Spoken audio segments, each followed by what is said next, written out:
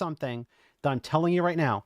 If you are on the left, if you're a Democrat, if you're a liberal, and you want the madness to end, and you want us to take the midterms, do not let this go.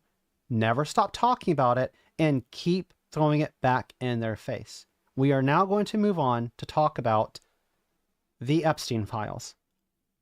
So, for those of you that don't know, I covered this before. There were 3 million pages.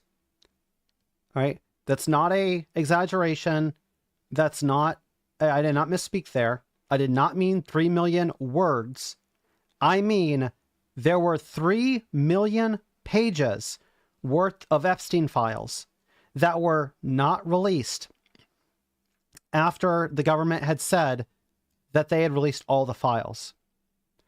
Now, before we start digging into some of this stuff that came out, and I mean, some of this stuff is shocking. It is awful. I want to point out something and highlight this. First of all, they had to pass the Epstein Act in order to, as a law, in order to get Trump to even release this. Trump has dragged his feet and attempted to not release this as much as possible. He's had DOJ lawyers going through it, trying to remove him out of it as much as possible. They lied and said that the Epstein files didn't exist at all. And then they said that the Epstein files do exist because Pam Bondi had said that she had them on her desk and that they're going to release them. But it turns out that the Epstein files are a Democratic hoax. I am saying this because I feel like they're using inferences here. Obviously, this information is damaging to Trump. And I think that there's a lot more here, and we should take this very serious because of the extent that they've gone to cover this up and hide it. The 3 million pages number, I want to highlight because Chuck Schumer had tweeted something out earlier, and I thought it was interesting. Even though I don't like Chuck Schumer, whatever, put that aside. He was right about this. At one point during their investigation, they said that they had all 6 million pages of the Epstein files. The DOJ said that there were 6 million pages. They initially released something like 20,000, emails and everything else involving it. And now they're saying that, well, they're going to release the rest of it, which is 3 million. So if they released 3 million and several, tens of thousands, where are the other 3 million pages? And the other 3 million pages were supposed to be released not with no redactions. That's per the law that they passed. Released with no redactions and no protecting the perpetrators. So the perpetrators should be listed. That's what they said. Do not protect any perpetrators. Well, if you notice, and what I pulled up here, there's a curious thing of what's included on some of these pages, isn't there? Giant black bars of redaction. So even after they were ordered by law to release these without redactions, there are still redactions all over this. Oh God, holy mother of incrimination. Yeah, 100%. Like, I cannot tell you how real this is, all right? This is genuinely one of the most shocking, one of the most prolific cases of child abuse, of SA, of kids, of the Epstein class, ultra wealthy people paying to go to private islands to abuse these people. Pizzagate has nothing on the Epstein files. The actual real issue that Alex Jones kept going on and on and on about, all the stuff that Alex Jones talked about, we have the authentic thing here in black and white, okay? These are real victims that have come forward. These are real testimonies. We have corroborating evidence from the 90s and earlier, all the way through the 2000s, and all the way up until now. And some of this stuff that I'm telling you is going to sound like I'm making it up because it sounds so outlandish, but I promise you the connections here are true. Because when you hear some of this, you're just going to say, this can't be real. Like, no one would be this cartoonishly villainous. And like, this would be like if you wrote a book to write the most evil group of people you can imagine. I don't think you could come up with people that are much more evil and corrupt than what's going on. And when I say evil here, I mean like, wicked, abusive, users, they harm people, murder people. It's all included in these files. So let's just go through. It's going to take, I'm breaking this news right now, and I'm going to give you the information that, like, just me looking through this over a few hours, what I've been able to pull from it, because there is so much information. It's 3 million pages worth of stuff. And news agencies are telling it's going to take them days to go through it, right? And they have entire teams of people to go through this. I'm just going to read some of the stuff here, okay? So the right column, the reason why it's divided off the way that is, hold on, let me make it a little bit smaller so y'all can fully see this because of my chat window. I'm going to move it over here. There we go.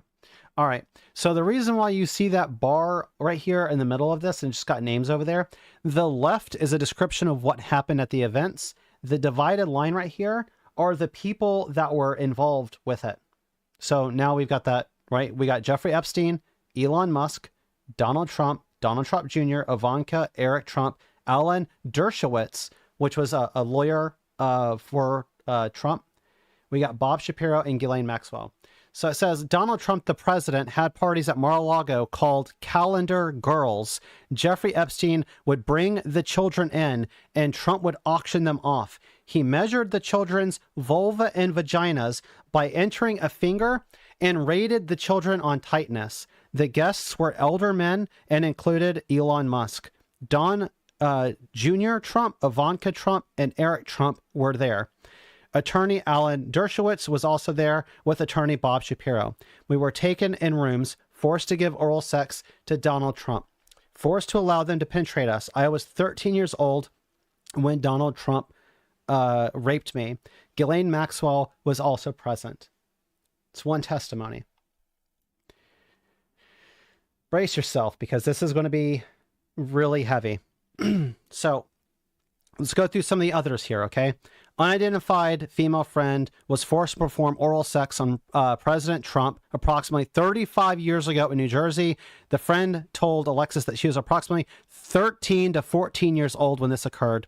And the friend allegedly bit Trump while performing oral sex. The friend was allegedly hit in the face after she left about biting him. The friend said she was also abused by Epstein. We need to see over and over and over, okay? Reported that she has a friend who was a personal assistant to Epstein in Florida from 86 until 91 or 2. And this friend shared some of the names of the guests at Epstein's parties, which included Bill Clinton and Donald Trump. So we're going to just see over and over and over again that Donald Trump is involved in this. It's just unbelievable, all right? So this caller stated that Oren raped her best friend, and a third brother, Tal, raped a 14-year-old girl, and again, redacted here. Caller named other individuals involved in big orgy parties with her, other young girls, and older Victoria's Secret models, including, once again, Bill Clinton and Donald Trump. So you might be saying, oh, why didn't they go to the police? Why wouldn't they say anything? Why wouldn't they just go and tell people about this? Okay. Online complaint reported that she was a victim and witness to a sex trafficking ring at the Trump golf course in Rancho Palos Verdes, California, between 95 and 96. Reported that Ghislaine Maxwell was working as the madam and broker for sex parties, clients of whom included Epstein, Robin Leach, and Donald Trump. Complainant reported participating in orgies and that some girls went missing. Rumored to have been murdered and buried at the facility. The complainant reported being threatened by Trump's then head of security that if she ever talked of what went on there or who she was, she would, quote, end up as fertilizer for the back 9 holes like the other cunts. This is interesting right here. If you know where Donald Trump had one of his wives buried, for those of you that don't know, Trump had one of his ex-wives buried on one of his golf courses. So I find that just an interesting tidbit that seems like it ties with this, right? Because we've got somebody who says his head of security threatened to bury them on the golf course. And then Trump ended up actually having his ex-wife buried on his golf course. Just seeing a lot of corroboration, right?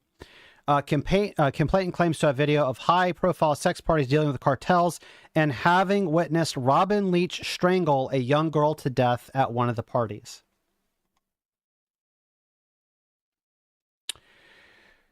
There's it's so bad. Okay, so a complainant reported that his ex-girlfriend were victims of Epstein's, and one of them was murdered. While working as a limousine driver, the complainant recalled picking up Trump in '95 to take him to Dallas-Fort Worth Airport. During that ride, the complainant recalled some of the things that Trump spoke about on his cell phone were very concerning, and describing being, quote, a few seconds from pulling the limousine over on the median and within a few seconds of pulling him out of the car and hurting him due to some of the things that he was saying. The complainant noted that Trump repeatedly stated the name Jeffrey while on the phone, and one of the complainant's ex-girlfriends told complainant that Trump had raped her, as did Epstein. It just goes on and on and on. We have another one. The caller provided information to reference prior civil case from 13 years ago that involved Trump and mentioned Jeffrey Epstein with a minor. So we have somebody calling in extra details. We have people calling in to follow up with NYPD officer regarding her previous tip reporting that she was forced to perform oral sex acts when she was 13 years old and pregnant in 1984. The complainant also reported there were high-profile individuals involved in her sex trafficking and murdering and disposal of her newborn daughter. The complainant reported Donald Trump participated regularly in paying money to force her to perform sex acts with him, and alleged Trump was present when her uncle murdered her newborn child. This stuff, as I said, is unbelievably evil. And this is just getting into some of this. Now, let's just keep going over ties, because we know that in the early 90s, Donald Trump was on party boats with this guy named John Casablancas. John Casablancas was later on tried and convicted for sex trafficking underage girls. We know that that happened.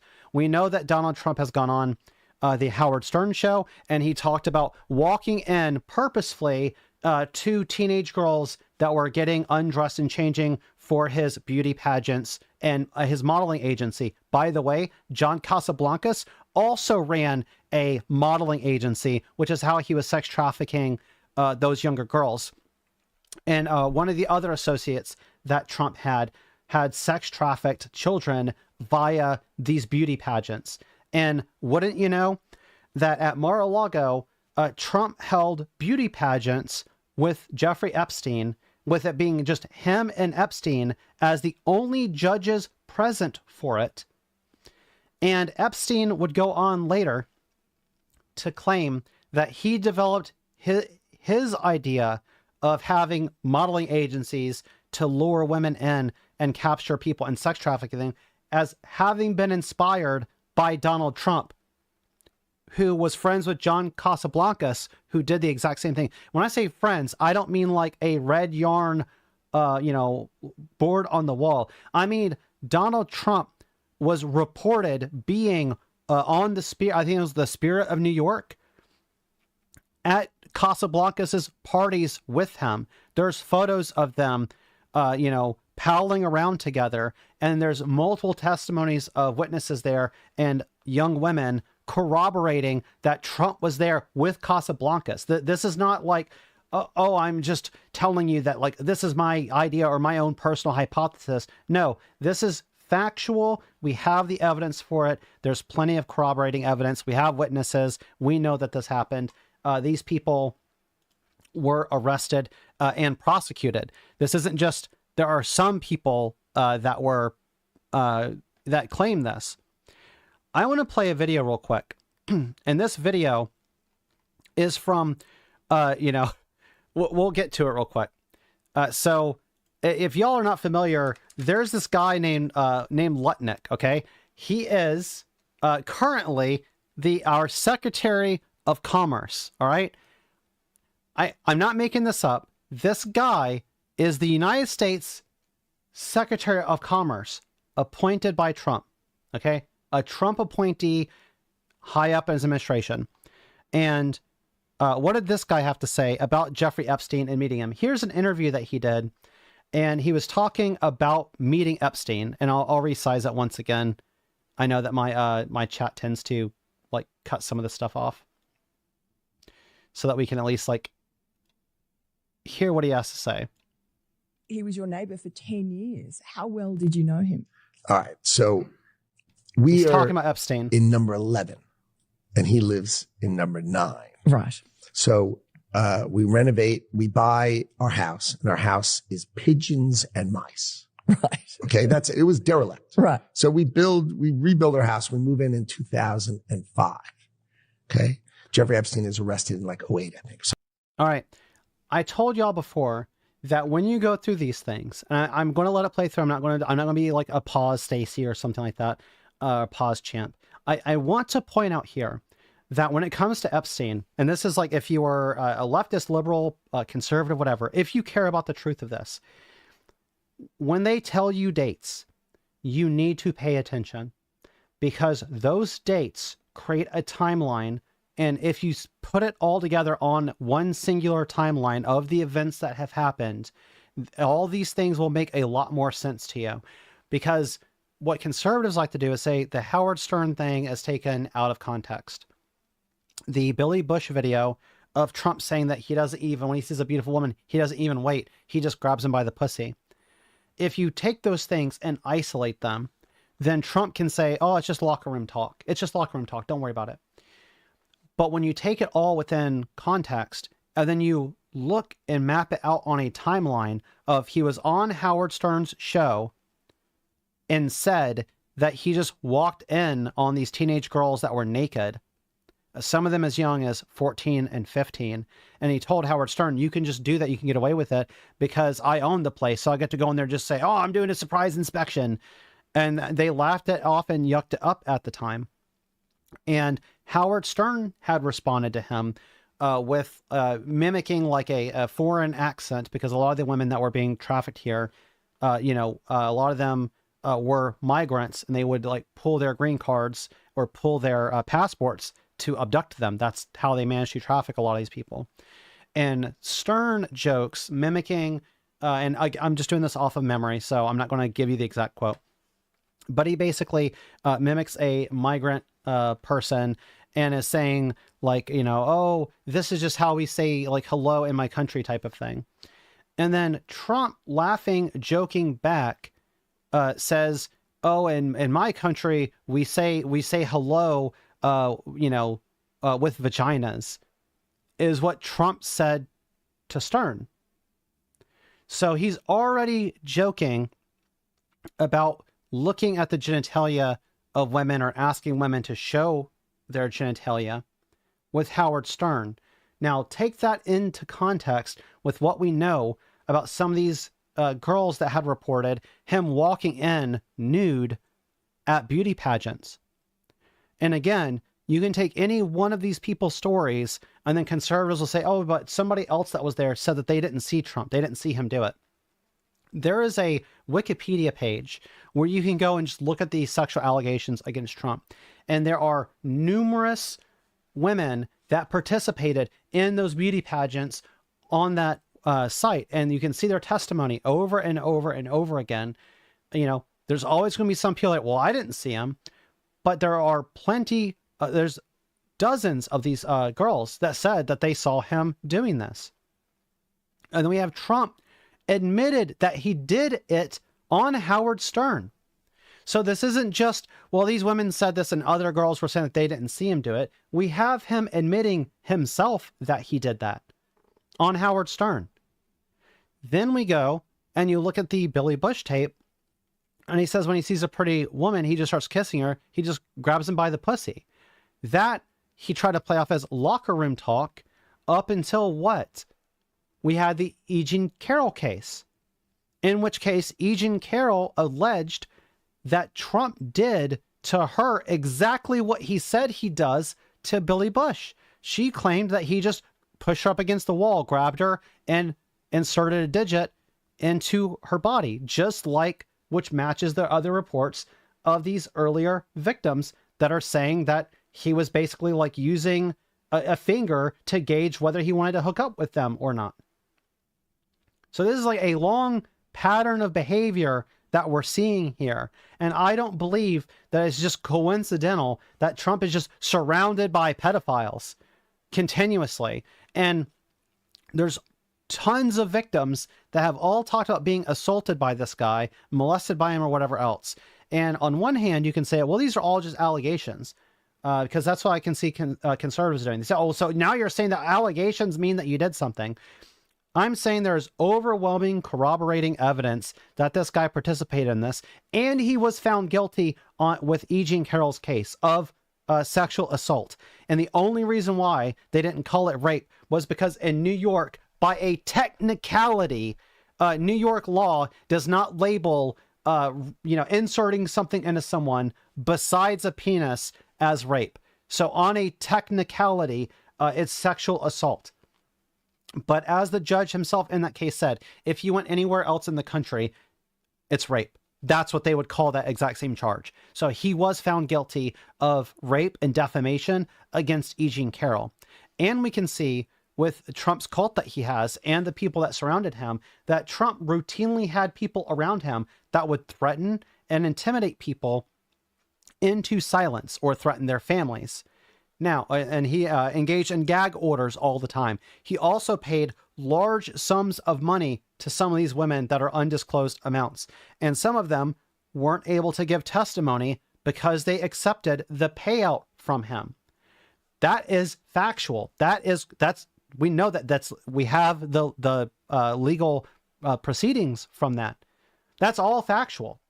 So when you put all this together, you start to get a better picture and idea.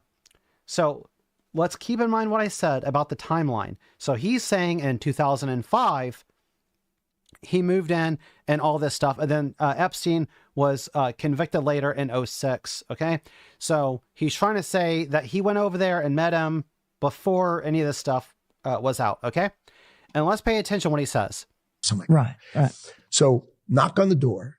His assistant on like a Saturday says, Mr. Epstein, your neighbor would like to invite you over for coffee. So my wife and I go next door. We walk the 7 steps, Yes, right, to the next house for coffee. We share a wall, right. So it's in New York City. So he invites us in. We have coffee in this, and he says, "Do you want a tour?" We said, "Great." He's Interesting. got a really big house. Every room you went into? He's got. Well, I'll tell you. So his house is like super big, really wide, and so he gives me a tour in the living room, big living room, and then across from it is double doors. I assume it's the dining room. Yeah. And he opens the doors, and there's a massage table in the middle of the room, and candles all around and stuff. So I ask very insightful, cutting questions. I say to him, "Massage table in the middle of your house? How often do you have a massage?" And he says, "Every day." And then he gets weirdly close to me. Ooh. And he says, "And the right kind of massage." Ooh. Now my wife is standing here. So she looks at me and I look at her and we say, "I'm sorry, we have to go." And we left. And in the 6 or 8 steps it takes to get from his house to my house, my wife and I decided that I will never be in the room with that disgusting person ever again. Really? So I was never in the room with him socially. for business or even philanthropy. If that guy was there, I wasn't going because he's gross. Okay, so now you have it. He wasn't there. Social. Oh, I know, Shane. Like that. Like there's so much information here, and I'm sorry for bouncing all over the place. I'm just trying to like arm y'all with as much knowledge on this as possible. And if you ever you know verify everything that I say, you can Google John Casablancas and the New York stuff. Like you can look into all of this. You can look into the Howard Stern interview. Like I said, there's a good Wikipedia page that's literally there's an entire wiki on the sexual crimes of Donald Trump. You can look up sexual allegations against Trump wiki and it will pull it up. Just to give you an idea about how prolific this is. This is not like a stub that you see on Wikipedia. You have to scroll and scroll and scroll through everything that happened because there's so much of it. Now remember, Trump appointed this guy the Secretary of Commerce, okay? In his current administration right now. And this guy says, no, thanks, Kyle. I appreciate y'all too. He says that he never met him again, not socially, not for philanthropy, for nothing, right? For nada. Never met Epstein again.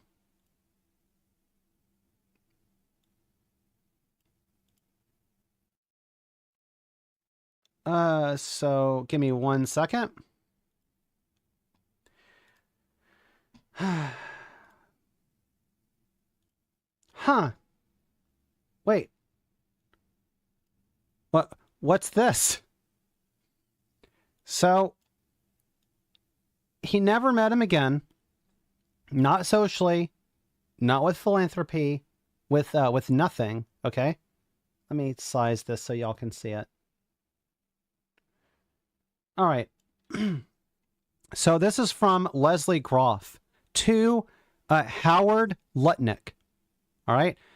And we can see that the date of it is Friday, December 2012. So this is 6 years after Epstein was arrested. Okay. And all this stuff was first coming out. Now you might say, well, who the hell is Leslie Groff? I'm going to pull up this little helpful chart here that New York Times put together for us. You can see Jeffrey Epstein is right here. This is a list of his accomplices. Notice that Donald Trump, this is inner circle. There's people that have been redacted, which, none of this is supposed to be redacted. Once again, illegally redacted. But Donald Trump is not on here at all, right? He's missing. And we know that he was his best friend for 15 years. But let's just put that aside for a second. I want you to pay attention to this woman right here. All right. And to the bottom left of Epstein with that big smiling face, this blonde over here. That's Leslie Groff. She is an employee of Epstein. All right. This is his inner circle. So these are the people that were like the closest to him in the organization. I just wanted to point out the tie because I want this to make as much sense as possible, and we're keeping with the timeline. So Lutnick says that they met in 2005, and that's when the massage thing happened. That's when he said, oh, I'm never meeting this guy. He's totally creepy. We got to get out of here. And he leaves. Epstein is convicted or arrested initially in 2006. So Lutnick claims that they never met again, never did anything, not socially, nothing. All right. So why do we have an email now from Leslie Groff? That is a person, that is that assistant, that is within Epstein's inner circle, one of the closest people to Epstein. This is from 2012, so keeping track of this. It says, hi, Matthew and Candace. So this is to Howard Lutnick and his wife. Might you be able to give blank a few more details? Again, none of this is supposed to be redacted, but it's still redacted. Give so-and-so a few more details regarding lunch this Sunday. Do you know if it will be just Howard and his wife? Any kids along? Will they arrive at Jeffrey Epstein's island via their boat? And around what time is good for them? If you could pass along when you know, that would be great. There are CCs here. Leslie, thanks, Leslie. Okay. If he never met him again, never spoke with him, like socially they never met, they never did anything with philanthropy, they never did business. That's what Lutnick said in the interview when he was asked about Epstein. But now we know that he's arriving on Epstein's island via their boat. Now, just to make sure that, that y'all have all the information that you could possibly have, there's like a Greater St. James Island and Little St. James Island. Those are the islands that Epstein had where most of the abuse took place, with the Little St. James Island being like the epicenter of his sex trafficking and abuse and all this stuff. So now we have Lutnick, who Trump appointed as part of his administration, literally having gone to Epstein's island. It just says Jeffrey Epstein's island. It doesn't specify in the email whether it was the Greater St. James or the lesser. But at the end of the day, I feel like this 100% is something that that needs to be reviewed. This guy needs to be investigated. Why did Trump appoint this guy? Went after, and this guy's been lying about his relationship with Epstein. Why is he lying about his relationship to Epstein? Why did he lie about going to the island? Trump also says that he threw Epstein out of Mar-a-Lago and banned him. And there's been speculation since then about why that happened, because Trump would go on to talk about, Epstein stole a girl from him, and that was Virginia Giuffre. So what does he mean by he stole a girl from him? She was working at Mar-a-Lago, and then Trump ended up essentially giving her over to Epstein, and then she ended up being sex trafficked by Epstein and Maxwell. We find out later on that a lot of the girls that were sex trafficked were taken out of Mar-a-Lago. We know that the security guy, head of security, when Trump and Epstein were doing their beauty pageant at Mar-a-Lago, and it was only the two of them as the judges, the head of security, this is back in 05, 04, was saying that, or maybe it was even 02, was telling Trump that he was not comfortable with the situation and that Trump knows about Epstein's reputation, and therefore this guy's not comfortable doing security for the event. Now, the reason why I mention that is because we can go back to the 90s when Trump was palling around with Casablancas, who's also a known pedophile and a sex trafficker. We know that he was palling around with Epstein all the way up to even like in the early 2000s, doing beauty pageants at Mar-a-Lago, where it's just the two of them as the judges for these underage girls. Well, we know that in 06, it was 06, 08, Epstein ends up being arrested, initially prosecuted. What a lot of people don't know is that Donald Trump offered Jeffrey Epstein a position in his government in his first term. Did y'all know that?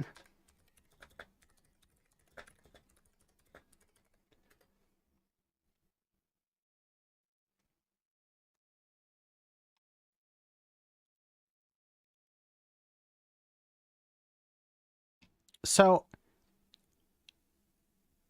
it's just unreal, because Trump is like, oh, well, after he got thrown out, after they weren't, friends anymore because of the Mar-a-Lago stuff and the Giuffre stuff, that, he never talked with him. They weren't friends anymore, whatever. Okay. Why would you have offered this, right?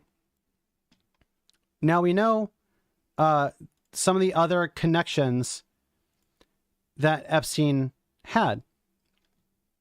We know that Epstein was friends with powerful people that could harm people and, make them disappear.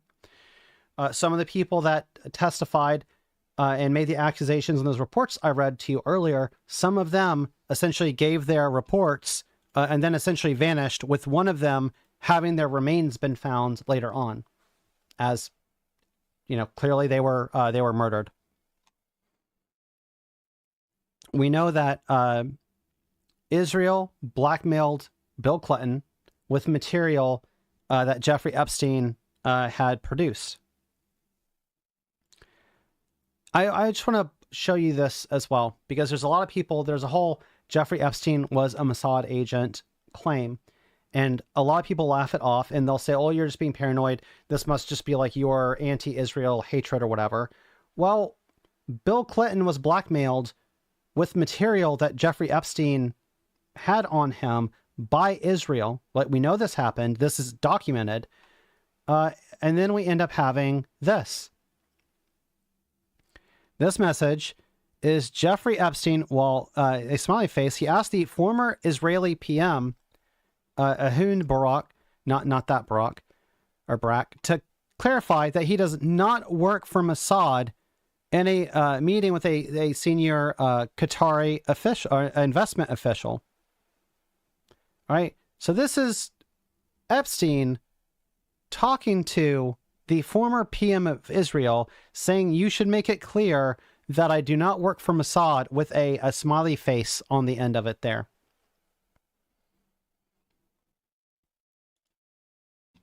And if you were wondering about this guy, let's take a look at something else here.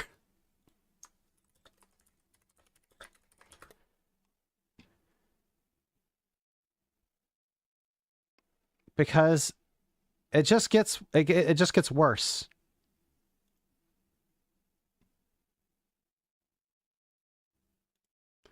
Epstein had a close relationship with this guy. And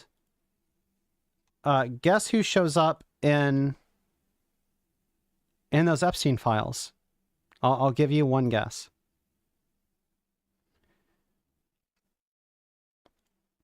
Look. He literally, not only did he have close ties with Epstein, where you can see photos of them together, he literally stayed at an Epstein-owned New York apartment. Literally. This is the former Prime Minister of Israel, and his wife stayed in his apartment multiple times. Multiple times.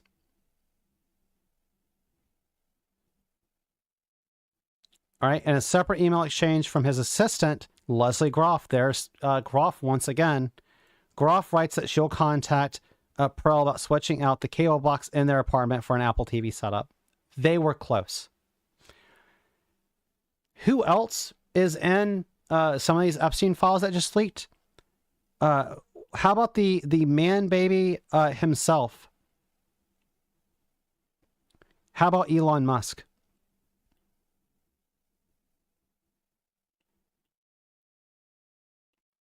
Elon Musk is in the files as well. Okay, so he said last year that he refused offers to go to Epstein's island, but some of the new leaks show that Musk actually tried to coordinate visits. This man is so pathetic that he was aware of the charges against Epstein from before. He approached Epstein trying to go to Epstein's island. Okay? Musk exchanged multiple emails with Epstein to coordinate trips to one of Epstein's Caribbean islands, according to the documents. Okay? So here you go. Here's Epstein and Musk directly talking. So this is to Jeffrey Epstein in 2012. Epstein asks him, how many people will you be for the heli to island? So in the helicopter. And Musk says that it's just Tallulah and me. And what night/day will the wildest party on our island? All right. So it says that Musk had claimed that he previously rebuffed attempts from Epstein to get him to visit one of the two islands that were owned. All right. That's Great St. James and Little St. James in the U.S. Virgin Islands. I gave y'all information earlier. Little St. James is the epicenter of the abuse of women and drugs. All right. So now we know that the communications is Musk essentially trying to get to the island.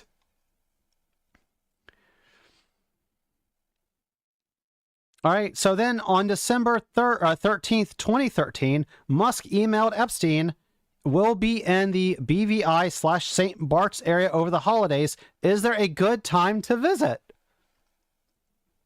Epstein responded 2 days later and said at the beginning of the new year would be a good, adding always space for you. On Christmas Day, Epstein said in another email, the 2 or 3 would be perfect. I will come and get you. Musk responded that he would need to fly back to Los Angeles on the night of January 2nd before saying that he could push his departure back a day. When should we head to your island on the 2nd? Musk asked.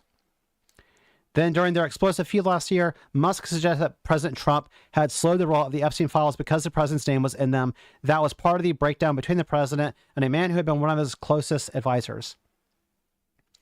Once again, we have the Epstein class billionaires, Elon Musk, who purchased Twitter, who absolutely is probably going to censor disinformation, was on Epstein's island, visited it multiple times according to his the email chain, or at least attempted to visit it.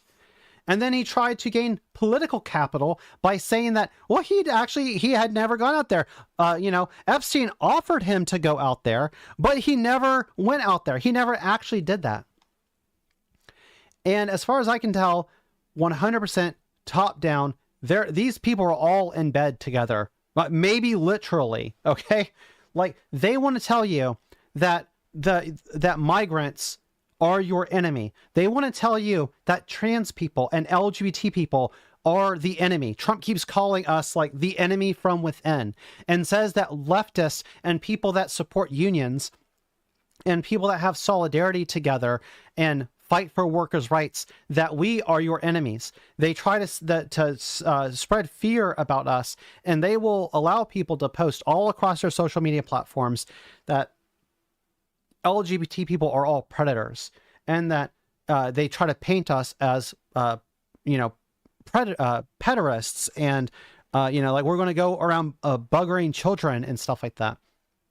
And then what do we find over and over and over again? It's the Epstein class. It's the billionaires that literally own islands where this stuff was happening. And they all go to the same country clubs together. They all go golfing together, and they are all abusing children together. Yeah, Shane says there's no class solidarity like the elite. It's a big club and you ain't in it. Yeah, classic words from George Carlin right there. And that's 100% true. All right. We're not in that club. They are trying to turn attention away from them and push it off on innocent people that have nothing to do with any of this. But if you want to know, like if you're a Pizzagate fan, if you're an Alex Jones fan, and you got wrapped up in that Bohemian Grove crap, and you believed in the skull and bones and all this other shit like that, look at Epstein's island, look at the people associated with him, the John Casablancas, the Donald Trumps. That is who was actually running these organizations. Those are the people that are actually responsible for this. When you look at the Catholic Church, is it your average, everyday Catholic that just goes to Mass on Sunday and is taking care of his family? Is that the person that moves these pederast priests from one parish to another? No. It's the leadership of the church. It's the people that have all the money. It's the people that live in the gold Vatican-plated city, okay? That's who moves around these pederast priests. And we have tens of thousands of cases of children being abused by them. And then we have Republican lawmakers trying to offer them shelter by passing laws in states saying that as long as they marry the kid and they have the parents' permission, then it doesn't count as molestation. Those are the laws that we should be targeting to overturn it if we actually care about what's happening to these kids. If we actually want to know what's in the Epstein files and we want it completely unredacted, all right? The Epstein law that was passed said that those documents were supposed to be released with no redactions to protect the perpetrators. And what do we have in those documents? A lot of the perpetrators are still redacted. Why? If we all agree that those who, even Marjorie Taylor Greene, saw through this and realized that all the women that were coming forward saying that they were abused by these men, that they were abused by Epstein and his entire group of people, even she realized that the reason why this isn't being released, the reason why this is redacted, is because of Donald Trump. At the end of the day, he is the he's the cornerstone. He's the piece that's holding this all together. Like Epstein may have been the glue holding it all together. Trump is literally the single person that is holding back the dam of information. He's trying to stop you from viewing the information. He's trying to make sure it's all redacted, or that who knows how many files we're missing. Is it just 3 million pages, or is it the 6 million pages they said before? Why did the number change from 6 to 3? That seems like a huge, look, I might not be an investigative reporter, okay? I might be somebody that, dropped out of college, but even I can tell you that 6 million is a hell of a lot more than 3 million. And I would like to know, where are those missing pages? But as long as you keep electing people like Donald Trump, as long as you keep electing the Epstein class, okay, and putting them in power, your children will be victimized by these people. There will still be victims of trafficking like this that are protected from the president's office all the way down. And with what happened with Clinton, and now we know that the Israel former PM was also involved in this, and you have Epstein saying like, hey, can you do me a favor and can you let these investors from Qatar know that like I'm not a Mossad agent? Donald Trump and Epstein and his group, they might be the criminals of the century. Unironically, at least as far as in the West, the amount of just the sheer volume of sex trafficking and like influencing governments and changing actual policy. And we have like it's like a pedophile regime. Right, the Secretary of Commerce went to Epstein's island? Why do you lie about that? But you have Donald Trump trying to appoint Epstein to a position in his first term? All right, we don't know what all is going to come out. But I can tell you right now that if we are not careful, and this is just a callback to the Don Lemon segment, okay? If we are not careful and we do not fight on every single front to preserve our free speech, do not let them say that, oh, we're going to curtail free speech to protect ICE.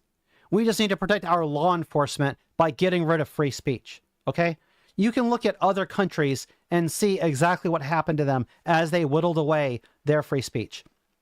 Trump would curtail free speech in order to protect the Epstein Files. Trump would curtail free speech to protect the other pedophiles. If they had it their way, people like John Casablancas would never have been prosecuted, would never have gone to jail. And they've just been bamboozling so many people in this country. Do not let this story die. I'm sure there's way more information out there about it than what I've reported to you right now, because I'm telling you, I haven't looked through those 3 million pages. Stuff's going to be coming out and leaking about this for the next like probably couple of months. People are going to be talking about it. I'm telling you, don't let it die.